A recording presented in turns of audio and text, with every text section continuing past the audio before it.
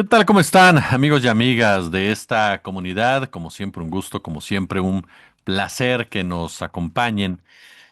¿Por qué? ¿Por qué vendes a tu patria? ¿Por qué vendes tu dignidad? ¿Por qué promueves una intervención? ¿Por qué festejas una injerencia? ¿Por qué deseas, en un momento dado, un ataque de una nación sobre tu propio territorio? ¿Por qué te olvidas de quién eres y de dónde naces para rendirle pleitesía a una potencia supremacista para la cual tú no importas en realidad, para la cual tú eres igual que desechable que las personas que tú mismo o tú misma repudias, a favor de una potencia racista, clasista, una potencia imperialista? ¿Por qué te arrodillas ante eso? ¿Por qué te arrodillas ante la maldad? En pocas palabras. Porque seamos claros, Donald Trump, Stephen Miller, Marco Rubio, Steve Bannon, Mike Waltz, Tom Homan, Kristi Noem, Pam Bondi, J.D. Vance, Pete Hegseth, son gente mala. Los líderes republicanos en el poder legislativo son gente mala, porque ellos saben lo que es un genocidio, saben el dolor que sufre el pueblo palestino.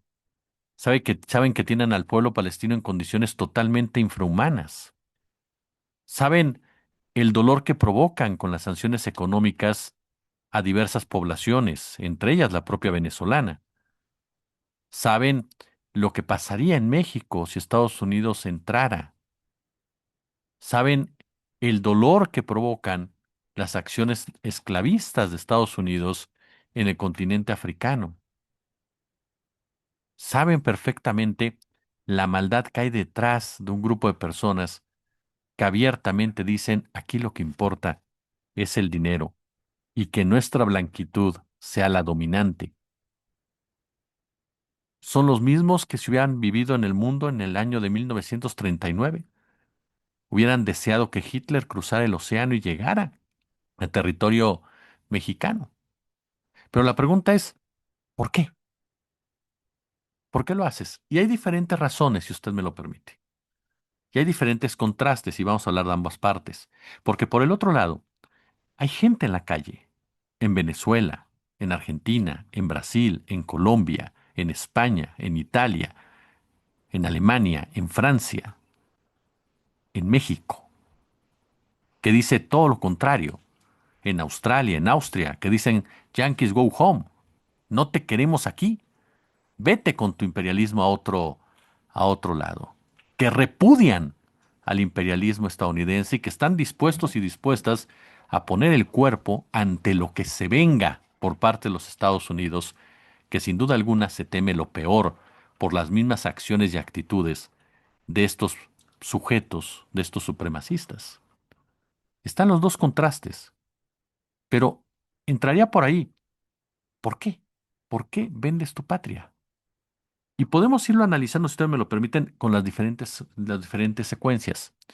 Primero, los políticos. Los políticos que dijeron públicamente que ellos están a favor de México, que ellos están a favor del mexicano y mexicana, que en sus principales dogmas, en sus principales doctrinas, en sus principales reglamentos, hablan siempre de la patria como un factor clave, desarrollarla, cuidarla, protegerla. Y sin embargo, son los primeros en alentar un intervencionismo, en fomentarlo, en maquillarlo, en justificarlo. Lo vimos todos con Lili Telles, pidiendo el auxilio de Estados Unidos frente al narco, replicando las mismas palabras que hemos escuchado en las últimas horas por parte de representantes o senadores republicanos extremos en la Unión Americana. Alito Moreno fue a acusar a Morena al Congreso de Estados Unidos, buscando ser recibido por el gobierno de la Unión Americana, validando también una falsa premisa de un narcoestado en nuestro país. Ricardo Anaya, muy articulado, muy versado, pero que sin embargo cuestiona directamente a México por su apoyo a dictaduras como la cubana y venezolana, dice él, lo cual justifica también el grito intervencionista que se escucha desde la Casa Blanca. Y todos ellos saben perfectamente la repercusión de sus palabras. Y cada uno de ellos quiere convencernos de que si lo hacen preocupados porque México vive una dictadura. México vive el peor momento de su historia. México vive reprimido, vive perseguido. Y sin embargo, ninguno de ellos alza la voz para denunciar lo que pasa en los propios Estados Unidos contra los migrantes, lo que pasa contra el México americano, ni siquiera lo que pasa en contra de los anglosajones norteamericanos. Ninguno de ellos se atreve ni con el pétalo de una rosa a cuestionar al gobierno de Donald Trump. Y esto tiene una explicación que va sumada a la del gran empresario mexicano. ¿Por qué el empresario mexicano, particularmente los medios de comunicación, con una falsa neutralidad e imparcialidad, decide alentar el discurso intervencionista de Estados Unidos en América Latina, satanizando la figura de Nicolás Maduro y prácticamente aplaudiendo que haya caído del poder sin analizar a fondo lo complejo que es la situación y las consecuencias de la misma, y el simple hecho de que Trump esté rodeado de corporaciones petroleras repartiéndose una nación que no les pertenece? ¿Por qué el gran empresario de medios respalda un comercial que criminaliza a los mexicanos? ¿Por qué el gran dueño de medios alecciona a sus principales figuras para que minimicen una invasión? Tanto políticos como empresarios tienen una lógica. Se llama dinero. Los políticos desde hace muchos años, no de ahora, no debería de sorprendernos. Ni el PAN ni el PRI son patriotas. No lo han sido desde hace muchos años. Han sido entreguistas formales. Y ejemplos hay para tirar para arriba. De entrada, ¿quiénes trabajaban para la CIA en México? Adolfo López Mateos, Gustavo Díaz Ordaz, Luis Echeverría, José López Portillo. Es decir, el presidente de México era trabajador, no aliado, trabajador de la CIA. La CIA le ordenaba al presidente de México. Dimensionemos ese hecho. Pasamos a la época neoliberal. Carlos Salinas de Gortari les entregó la soberanía del país con el pretexto de un tratado de libre comercio que nos llevaría al desarrollo, pero que en realidad terminó por hundirnos, a cambio de nada para nosotros y de todo para ellos. No tuvo empacho Salinas en entregar la soberanía alimentaria, y el que dicta qué comes, el que te alimenta es el que manda. No tuvo empacho en entregar la seguridad en materia de vigilancia. Entregó el territorio a la doctrina de los cárteles de Estados Unidos. No tuvo empacho alguno en entregar áreas fundamentales de nuestro desarrollo a los Estados Unidos. Cedillo cumplimentó la tarea de manera sumamente eficiente e incluso la profundizó todavía más, criminalizando, agrediendo y masacrando a las comunidades originarias que se atrevían a oponerse a ese modelo económico. Fox, Fox se convirtió en un gato, literal, perdón para los gatos, pero en un gato de George Bush, a tal grado que Jorge G. Castañeda, este intelectual mexicano que dicen algunos es brillante afuera, pero mediocre adentro, le servía el agua a Colin Powell y estaba atento casi casi para limpiarle con la servilleta la boquita. Y traicionó a los pueblos latinoamericanos, afirmando que México tenía que mirar hacia arriba y ya dejar de mirar hacia abajo. Es decir, traicionar nuestra cultura y nuestra identidad a cambio de unos míseros dólares y de sentirnos algo que jamás seremos en la cuestión cultural e identitaria, norteamericanos. Geográficamente sí, pero identitariamente no. Pero Jorge Castañeda lo promovió. ¿Qué me dice usted de Felipe Calderón? Lanzó una guerra en nuestro propio territorio por órdenes de Estados Unidos. Se fue en contra de la población mexicana por órdenes del enemigo, del gran creador, operador y productor de la droga. Calderón rindió pleitesía a Barack Obama, uno de los peores presidentes para la humanidad procedentes de Estados Unidos. ¿Qué podemos hablar de Enrique Peña? Que literal, como bien nos decía mi querido y excelso Paco Cruz, entregó el petróleo. Eso no se ha dicho. Bueno, se ha dicho, pero de repente se olvida. Peña Nieto entregó el petróleo con la reforma energética. Se los dio completamente. Si López Obrador no hubiera ganado, hoy el petróleo sería totalmente de los Estados Unidos, porque Peña Nieto ya lo había determinado con esa reforma energética que contó con los votos de quiénes, del PRI y del PAN. Entonces el PRI y el PAN no debe sorprendernos, siempre han sido vendepatrias. Por eso hoy no podemos olvidarlo y tenemos que rechazarlos con el voto. Y tal es el caso que ellos saben que el voto no lo van a conseguir, que prefieren una intervención que los vuelva a poner en el poder, aunque esto traiga sangre de por medio, que luchar por cambiar y modificar su conducta. Lo mismo pasa con los empresarios de los medios de comunicación. Veamos a Televisa, que tiene convenios directamente con el poder económico estadounidense. ¿Cuántos medios de comunicación? Sus principales patrocinadores son marcas estadounidenses. Y entonces Maduro no fue secuestrado, fue capturado. Y entonces no hubo invasión, simplemente Estados Unidos puso orden. Y entonces el petróleo, pues es válido que se lo quede alguien, aunque no sea el pueblo. Y entonces la soberanía, ¿con qué se come? La soberanía estorba el desarrollo de este país. El dinero es lo que les importa a personajes y a políticos que no tienen ningún empacho en entregarnos. Pero además hay un constructo social muy importante. Estados Unidos ha ganado muchas guerras, dicen algunos. Yo creo que no. Estados Unidos ha perdido muchas guerras, pero ha ganado una clave, la cultural. La ganó durante muchos años.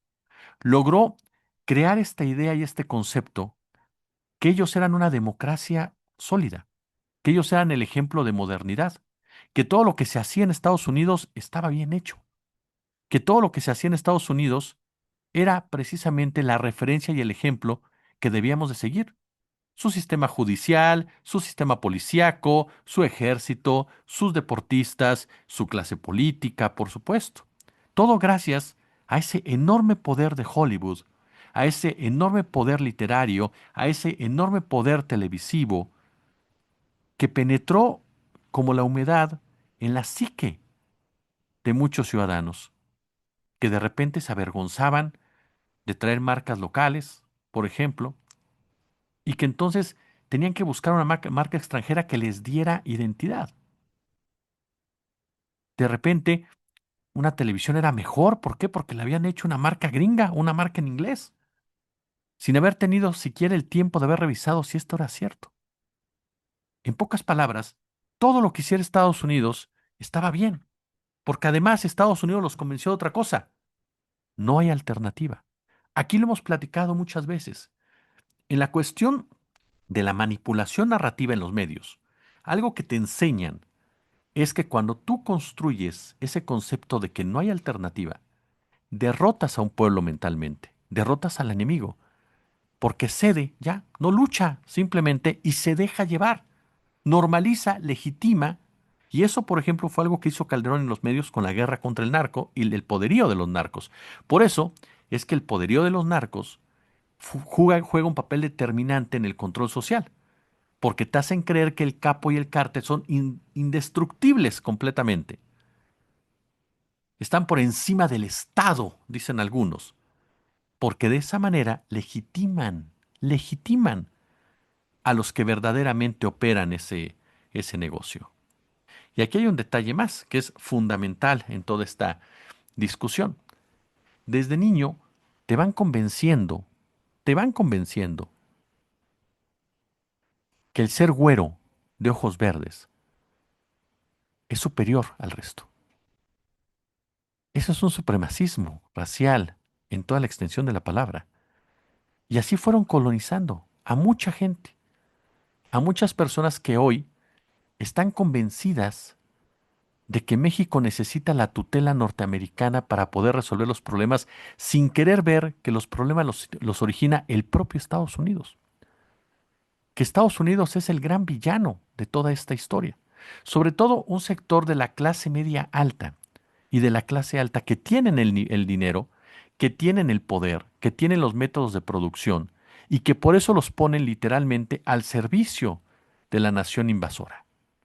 Porque ellos no se sienten mexicanos, ellos se sienten norteamericanos, no gringos como tal, norteamericanos, no latinos, porque han viajado varias veces a Estados Unidos, porque se lo conocen de pie a pa, porque han crecido disfrutando de Disneylandia, porque han ido a las playas de California, porque han conocido el American Way de Nueva York, porque han pasado por Broadway, ¿no? Porque han estudiado en las universidades de la Unión Americana como Yale o Harvard, ajá. Bueno, como Yale, perdón, no Harvard, corrijo. Harvard es todo el otro lado. Como, no, Harvard también, ¿no? Harvard también, perdón. Harvard y Yale. Ajá, y otras más. Las famosas siete, ¿no? Que están por ahí. No sé por qué de repente pensé que Harvard estaba dentro, no. Harvard también. Porque estudiaron ahí. Porque sus padres los mandaron a internados estadounidenses en donde les enseñaron a odiar a su patria. Porque les hicieron creer que por ser güeritos eran superiores a la gente morena porque allá se los hicieron creer. Porque allá la blanquitud es lo que va marcando la superioridad como tal. Entonces, ese grupo de personas son las que hoy siguen colonizadas, son las que hoy siguen convencidas de que no hay nada que hacer más que aceptar la grandeza norteamericana e incluso integrarte a la misma y disfrutar los placeres que esto trae contigo. ¿Para qué luchas por la soberanía? De todas formas nos van a ganar. Mejor acomodarnos y que el viaje no sea tan grave. Que Claudia no se desgañite, que les entregue lo que quieran. Total, no podemos con Trump. Más vale tratar de sacar algo, algún tipo de renta. Ajá. No se dan cuenta de la gravedad de perder ya la de por sí poca capacidad de maniobra que tienes.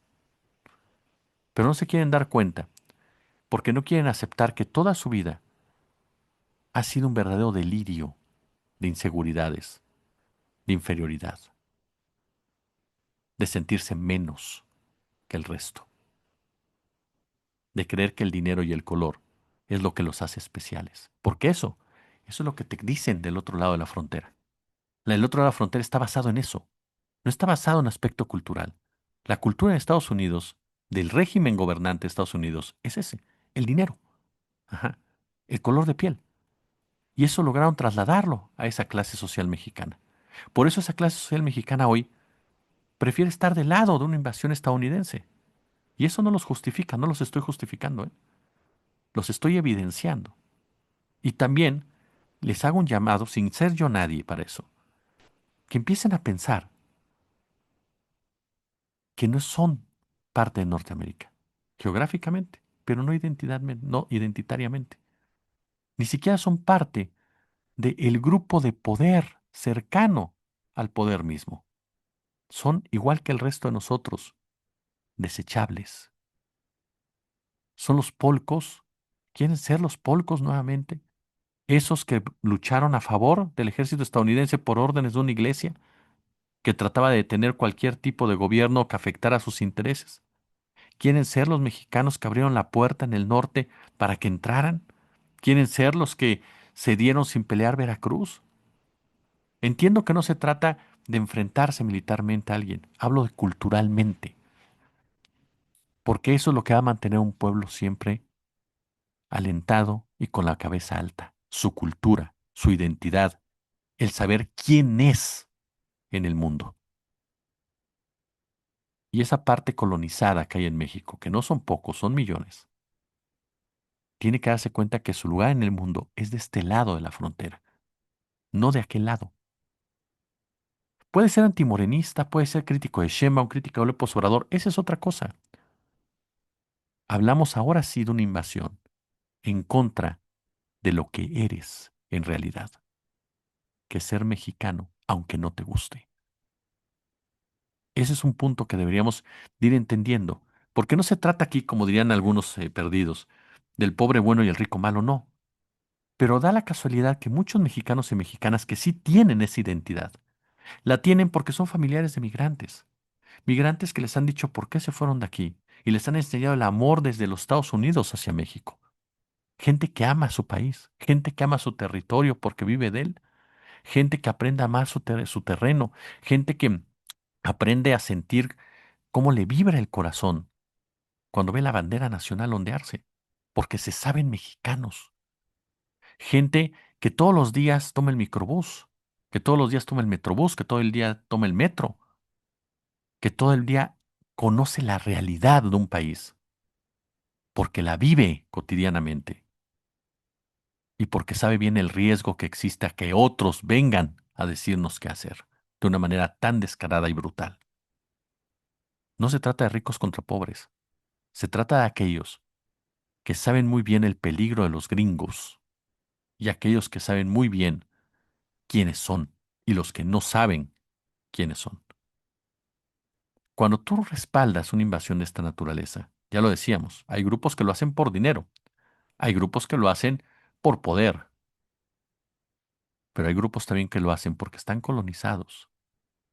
Y a esos grupos es a los que hay que hablarles, hay que acercarse, hay que debatirles y hay que incluso cuestionarles el por qué crees que te va a ir mejor, el por qué crees que te van a respetar, el por qué crees que te van a integrar, el por qué crees que las cosas van a ser como tú quieres que sean.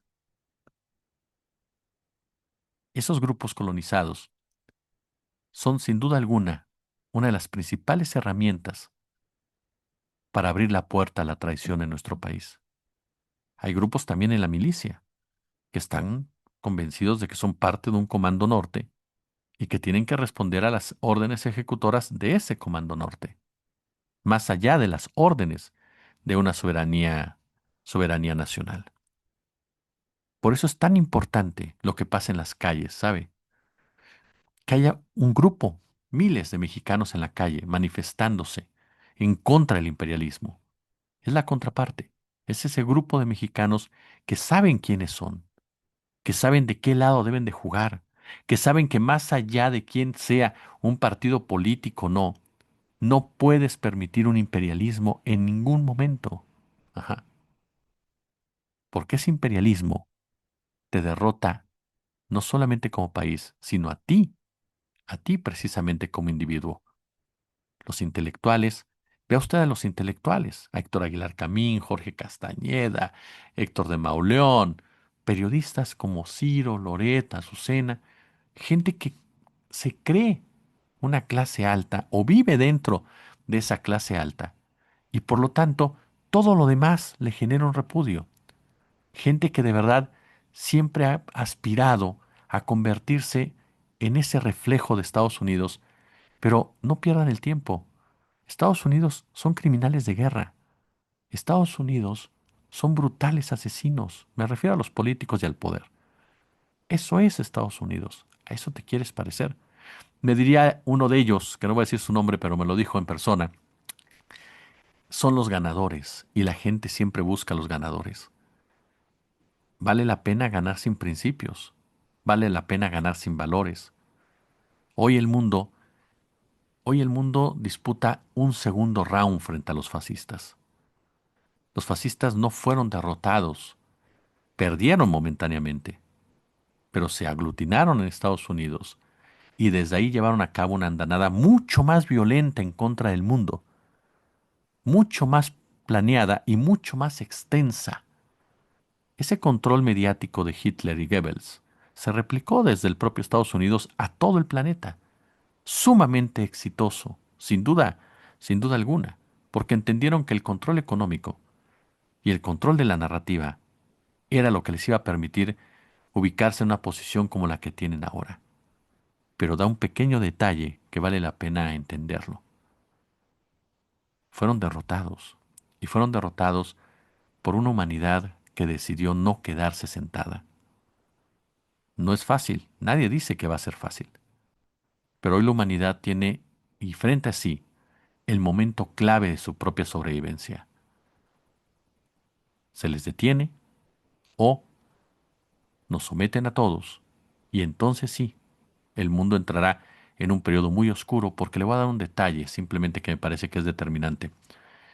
El hecho de que Donald Trump esté planeando un gasto billonario para 2027 es porque no se van a conformar con quedarse como una potencia hemisférica. Y esto debería de saberlo, y seguramente lo sabe China y Rusia. Sabe muy bien que para esas fechas habrá conflictos mucho más intensos, porque intentarán recuperar lo que perdieron. A eso es a lo que ustedes alaban, a los ganadores que quieren ver el mundo arder después de que han sido derrotados. ¿Por qué vendes tu patria? Pregúntatelo. Pulgares arriba. Como siempre un gusto, como siempre un verdadero, pero verdadero placer.